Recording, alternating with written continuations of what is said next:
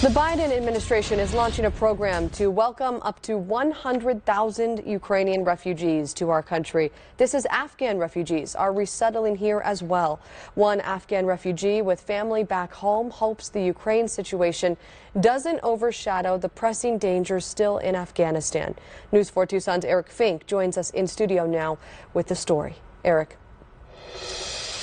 Amanda, good evening to you. This Afghan refugee was once an English teacher in Kabul. He says he doesn't want the situation in Afghanistan to take a back seat to the war in Ukraine that has now displaced millions. As many as 100,000 Ukrainian refugees could come to the U.S.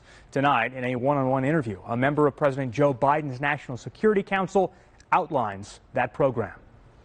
As millions of Ukrainian refugees look to start over, President Biden announcing the U.S. will welcome up to 100,000 of them as part of the effort called Uniting for Ukraine. Those Ukrainian refugees coming here on humanitarian parole will need a family sponsor to support them.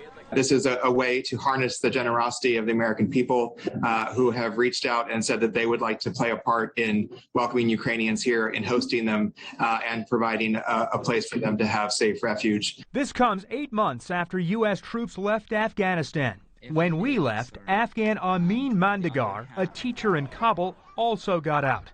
His closest family members are still back there, in danger, under Taliban control. My wife and 6 members of my family in Afghanistan, including 4 of my brothers and 2 of my sisters. Amin urging Southern Arizonans not to forget about the crisis in Afghanistan, with the crisis in Ukraine front and center.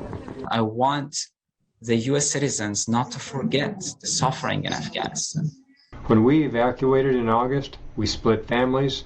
We put Taliban in control effectively. They are now slaughtering people. We cannot forget the fact that they're there, and we cannot let up on our efforts to get people back here, reunite families, and get them here to safety.